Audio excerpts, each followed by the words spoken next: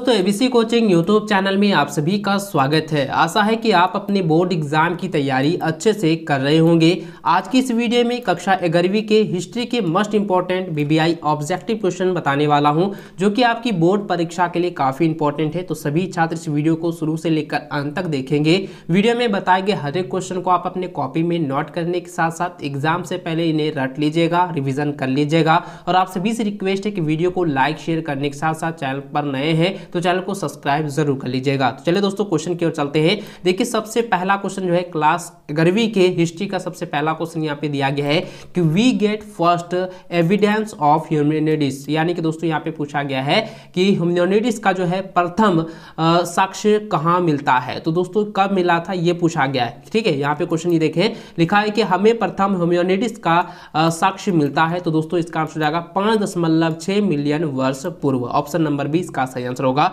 अगला सवाल है साक्ष्यों से ज्ञात होता है कि होमोनिड्स का उद्भव हुआ। तो दोस्तों इसका आंसर हो जाएगा अफ्रीका में। ठीक है, ऑप्शन नंबर सी इसका सही आंसर होगा। अगला सवाल है कि कौन औजार बना सकते हैं। तो दोस्तों होमोनिड्स जो है औजार बना सकते हैं, होमोनिड। ठीक है, ऑप्शन नंबर ए जो है इसका सही आंसर होगा। अगला सवाल है कि on the origin of species नामक पुस्तक जो है किसने लिखी। तो दोस्तों इसका आंसर हो जाएगा चार्ल्स डार्विन ने। ऑप्शन ए सही होगा। अगला सवाल है कि मेसोपोटामिया की पहली ज्ञात भाषा क्या थी। तो दोस्तों इसका आंसर हो जाएगा सुमेरियन। ठीक है, ऑप्शन नंबर 20 का सही आंसर होगा। अगला सवाल है निम्नलिखित में से प्राचीनतम सभ्यता कौन सी है। तो दोस्तों इसका आंसर हो जाएगा मेसोपोटामिया। ऑप्शन नंबर डी इसका सही आंसर होगा। अगला सवाल है 7वां नंबर, ये काफी बीबीआई है और रिपीटेड क्वेश्चन भी है, इसको अच्छे से याद करेंगे। मेसोपोटामिया की आरंभिक सभ्यता कौन सी थी। तो दोस्तों इसका आंसर हो जाएगा सुमेरियन सभ्यता। दोस्तों मेसोपोटामिया से रिलेटेड 100% बोर्ड की परीक्षा में क्वेश्चन पूछे जाते हैं और इस बार भी पूछे जाएंगे, इसलिए आप लोगों से निवेदन करना चाहूंगा कि बताए गए हर एक क्वेश्चन को आप अच्छे से याद कर लेंगे, क्योंकि इनमें से कई सारे क्वेश्चन, लगभग 50% क्वेश्चन आपकी बोर्ड की परीक्षा में टच होंगे। अगला सवाल देखिए, लिखा है कि मेसोपोटामिया की सभ्यता किस नदी के किनारे जो है विकसित हुई। तो दोस्तों 8वां नंबर का आंसर हो जाएगा दलजा फरात, क्योंकि इसके बारे में मैंने आपको पहले भी बताया था कि मेसोपोटामिया की जो नदी है वो दलजा फरात के किनारे जो है विकसित हुई थी। ठीक है, ऑप्शन नंबर डी का सही आंसर होगा। अगला सवाल है वह कौन सा प्राचीन साम्राज्य था या सम्राट था जो कि 3 महादेशों में फैला हुआ था। तो दोस्तों यहाँ पे ये पूछा गया है कि प्राचीन साम्राज्य जो कि 3 महादेशों में फैला हुआ था उसका जो नाम है वो है रोम साम्राज्य। ठीक है, ऑप्शन नंबर ए जो है इसका सही आंसर होगा।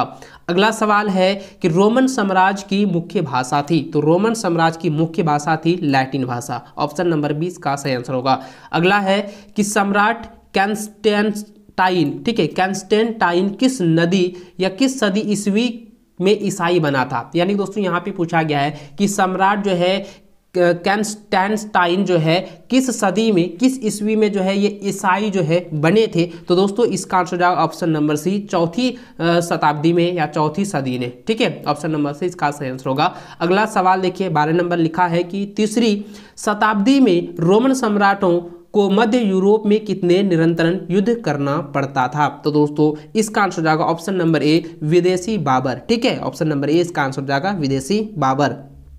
सॉरी, विदेशी बाबर नहीं है, बर्बर है। ठीक है, विदेशी बर्बर हो जाएगा। अगला सवाल है कि अशोक के अभिलेख में किस भाषा का प्रयोग हुआ था। तो दोस्तों इसका आंसर जाएगा अरामेइक। ठीक है, ऑप्शन नंबर सी इसका सही आंसर होगा। अगला सवाल है इस्लाम के उदय के बाद ईरानी मुसलमानों को क्या कहकर संबोधित किया जाता था। तो दोस्तों इसको हम लोग जो है मवाली कहकर पुकारा जाता था। ठीक है, ये 14 नंबर का ऑप्शन नंबर जो बी है वो काफ़ी इंपॉर्टेंट है। ये मवाली वाला जो है ना, ये 100% बोर्ड की परीक्षा में पूछा ही जाता है, इसलिए इसको अच्छे से आप लोग रट लीजिएगा, इस बार भी एग्जाम में पूछा जाएगा। ठीक है, अगला सवाल 15 नंबर, यहाँ पे पूछा गया है कि सबसे प्राचीन संपूर्ण कुरान कौन सी शताब्दी का है। तो दोस्तों इसका जो आंसर होगा ये आप मुझे कमेंट करके बताएंगे, क्योंकि यह जो क्वेश्चन है ना 2-3 साल से जो है लगातार ये पूछा जा रहा है और रिपीटेड क्वेश्चन है। तो दोस्तों इसका आंसर मैं बता दूं ये जो है 9वीं शताब्दी का है। ठीक है, 9वीं शताब्दी का ऑप्शन नंबर जो है सी इसका सही आंसर होगा।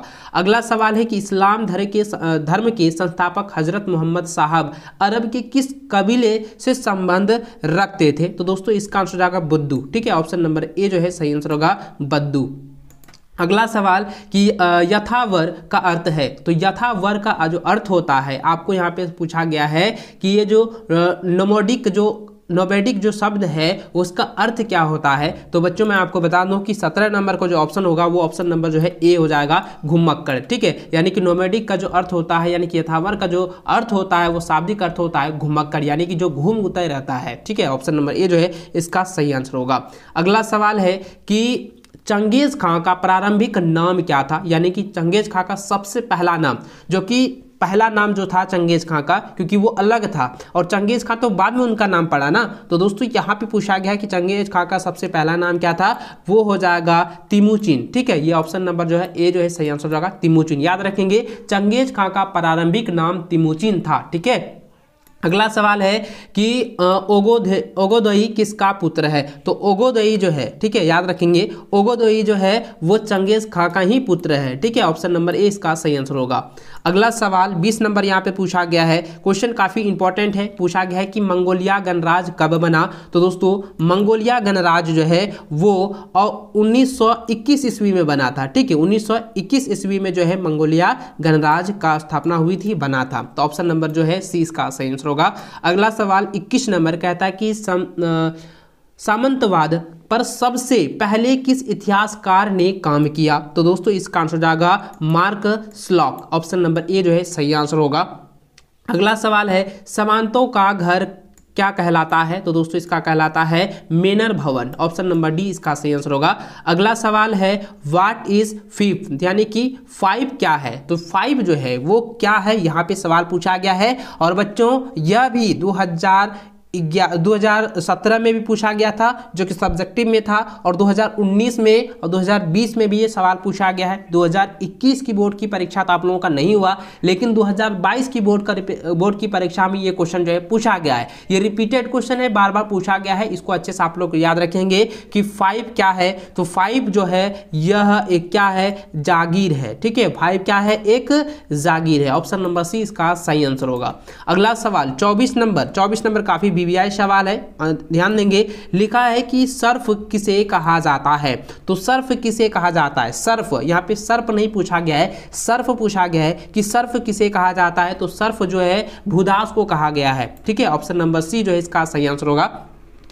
अगला सवाल कि द सिविलाइजेशंस ऑफ द रेनेपो नामक पुस्तक की रचना किसने की थी। तो दोस्तों इसका आंसर हो जाएगा ऑप्शन नंबर ए हो जाएगा लियोपोल्डो वानकारे। ठीक है, ये ऑप्शन नंबर जो है इसका ए जो है सही आंसर हो जाएगा। ये ऑप्शन नंबर आपका जो है काफ़ी ये क्वेश्चन नंबर जो 25 है वो बीबीआई क्वेश्चन है और रिपीटेड क्वेश्चन है, और ये बार बार भी पूछा गया है। इसको अच्छे से आप लोग जो है याद रखेंगे कि 25 नंबर जो क्वेश्चन दिया गया है कि द सिविलाइजेशंस ऑफ द रेनेपो नामक पुस्तक की जो रचना की है वो है लियोपोल्ड वान राके ने की थी, जो कि ऑप्शन नंबर ए में इसका आंसर दिया हुआ है। इसको अच्छे से रटेंगे, याद कर लीजिएगा। अगला सवाल 26 नंबर यहाँ पे पूछा गया है कि पौवा विश्वविद्यालय किस देश में था। तो पौवा विश्वविद्यालय जो है वो इटली में था। ठीक है, ऑप्शन नंबर डी इसका सही आंसर होगा। 27 नंबर क्वेश्चन है कि पेट्रार्क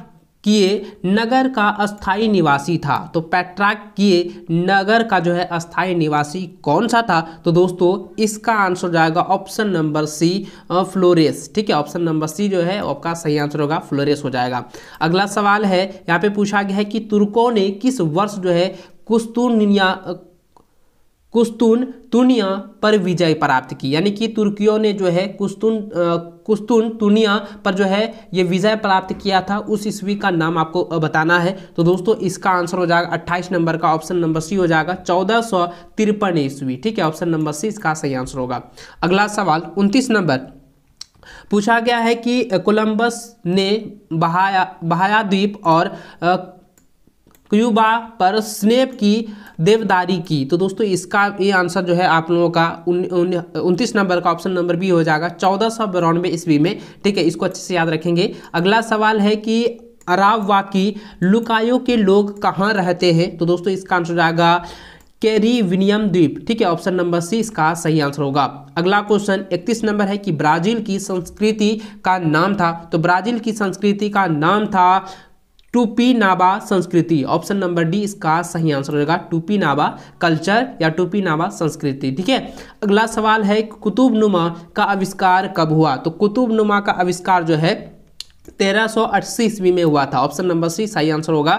अगला सवाल है कि औद्योगिक क्रांति शब्द का प्रयोग अंग्रेजी में किस विद्वान ने पहली बार जो है किया है? तो यहाँ पे जो है सवाल काफ़ी पेचीदा है, लेकिन यह सवाल जो है काफ़ी वीवीआई है, इसको आप लोग अच्छे से रट लेंगे क्योंकि इससे कई सारे क्वेश्चन आपकी बोर्ड की परीक्षा में 100% पूछे ही जाएंगे। तो 33 नंबर का जो क्वेश्चन है यहाँ पे पूछा गया है कि औद्योगिक क्रांति शब्द का जो प्रयोग है वो अंग्रेजी में जो है सबसे पहले किस विद्वान ने जो है किया था? तो दोस्तों इसका आंसर जाएगा आर्नोल्ड टाइनबी। ठीक है, ऑप्शन नंबर जो है सी सही आंसर होगा।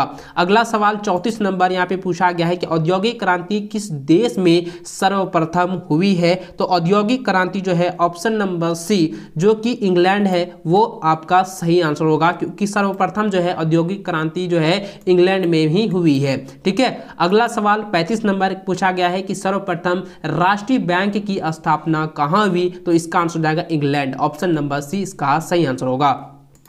अगला सवाल 36 नंबर पूछा गया है कि किसे धातु कर्म में क्रांति लाने के लिए श्रेय दिया जाता है? तो दोस्तों इसका आंसर जाएगा option number B Abraham Darby, option number B जो है सही आंसर होगा अब्राहम डर्बी को। ठीक है, याद रखेंगे। 37 नंबर क्वेश्चन पूछा गया है कि औद्योगिक क्रांति किस सदी में हुई थी? तो औद्योगिक क्रांति जो है वो 18वीं सदी के उत्तरार्ध में हुआ था। ठीक है, ऑप्शन नंबर जो है ए इसका सही आंसर हो जाएगा, 18वीं सदी के उत्तरार्ध। ठीक है, याद रखेंगे। अगला सवाल 38 नंबर पूछा गया है कि यूरोपियों द्वारा उपनिवेशों की स्थापना का क्या कारण था? तो दोस्तों इसका आंसर जाएगा ऑप्शन नंबर डी उपयुक्त सभी। ठीक है, यानी कि कच्चे माल की उपलब्धता, निर्मित माल की खपत और ईसाई धर्म का भी प्रचार, तो ये सभी जो है कारण जो है दर्शाती है, इसलिए इसका आंसर हो जाएगा ऑप्शन नंबर डी हो जाएगा, उपरोक्त जो है सही हो जाएंगे। ठीक है, अगला सवाल है कि कैलिफोर्निया में सोने का चिन्ह कब मिले? तो कैलिफोर्निया में सोने का चिन्ह जो है वो 1701 ईस्वी में मिले थे। ठीक है, ऑप्शन नंबर जो है 20 का सही आंसर होगा 1701 ईस्वी। अगला सवाल है कि अमेरिका में किस राष्ट्रपति ने मूल निवासियों को अभागी नस्ल कहा है? तो दोस्तों यह जो क्वेश्चन है काफी बीबीआई है, याद रखेंगे। इसका आंसर जाएगा थॉमस जेफरसन ने। ठीक है, ऑप्शन नंबर जो है सी इसका आंसर जाएगा जेफरसन, थॉमस जेफरसन। ठीक है, ऑप्शन नंबर सी इसको अच्छे से नोट कर लीजिए। अगला सवाल है 41 नंबर, कहता है कि शराब एवं चीनी के उद्योग अमेरिका में किस उपनिवेश में स्थापित किए गए हैं या हुए हैं? तो दोस्तों इसका आंसर जाएगा मैरीलैंड, ऑप्शन नंबर सी इसका सही आंसर होगा। 42 नंबर क्वेश्चन है कि जापान में किसका शासन था? तो दोस्तों जापान में जो है वो शिकोकू का जो है ये यानी सिकुका का जो है ये शासन था, ऑप्शन नंबर सी सही आंसर होगा। अगला सवाल है कि मेनेजी पुनर्स्थापना कब हुई? तो पुनर्जी का पुनर्स्थापना जो है वो 1867 से लेकर 1868 ईस्वी में हुआ था, ऑप्शन नंबर बी सही आंसर होगा। अगला सवाल 44 नंबर है, कहता है मंजू राजस्व वंश चीन में स्थापित हुआ। तो दोस्तों इसका जो आंसर होगा ये हो जाएगा ऑप्शन नंबर डी 1644 ईस्वी में। ठीक है, याद रखेंगे 1644 ईस्वी। ठीक है, अगला सवाल है कि जापान में पहली बार महिलाओं ने कब मतदान किया? ये काफी वीवीआई क्वेश्चन है, इसको अच्छे से आप लोग रख लीजिएगा। इसका आंसर जाएगा 1946 ईस्वी। ठीक है, याद रखेंगे। महिला ने जो है जापान के महिलाओं ने सबसे पहला जो है मतदान किया था 1946 ईस्वी में। ठीक है, अगला सवाल है कि यूआर नगर कहा था? तो यानी कि यूआर नगर जो है कहाँ था? तो दोस्तों इसका आंसर हो जाएगा ऑप्शन नंबर बी हो जाएगा दक्षिणी मेसोपोटामिया में। ठीक है, देखिए मेसोपोटामिया से रिलेटेड कई बार क्वेश्चन पूछे गए हैं और देखिए कई बार पूछे जा रहे हैं, इसको अच्छे से आप लोग जो है रट लीजिएगा। 47 नंबर क्वेश्चन है कि मेसोपोटामिया कहाँ था? तो मेसोपोटामिया जो है वो कहाँ था? ये इराक में था। ठीक है, ऑप्शन नंबर सी सही आंसर हो जाएगा। अगला सवाल है कि मक्का कहाँ है? तो मक्का जो है वो अरब प्रायद्वीप में है, ऑप्शन नंबर डी सही आंसर होगा। अगला सवाल है कि मंगोलिया कहाँ स्थित है? तो मंगोलिया जो है वह एशिया में स्थित है। ऑप्शन नंबर बी सही आंसर होगा। अगला सवाल है कि लंकाशायर कहाँ स्थित है? तो दोस्तों इसका आंसर जाएगा इंग्लैंड में। ऑप्शन नंबर बी सही आंसर होगा। दोस्तों इस वीडियो में मैंने 50 क्वेश्चन आप लोगों को बताए हैं। इन सभी 50 क्वेश्चन में से आपके 50% क्वेश्चन आपकी बोर्ड की परीक्षा में पूछे जाएंगे। इसलिए आप सभी से निवेदन है कि इस वीडियो को अपने सभी दोस्तों के साथ शेयर कर देना और एग्जाम से पहले इनको अच्छे से रख लीजिएगा। चलिए दोस्तों मिलते हैं नेक्स्ट वीडियो में। इस वीडियो को पूरा देखने के लिए बहुत बहुत धन्यवाद।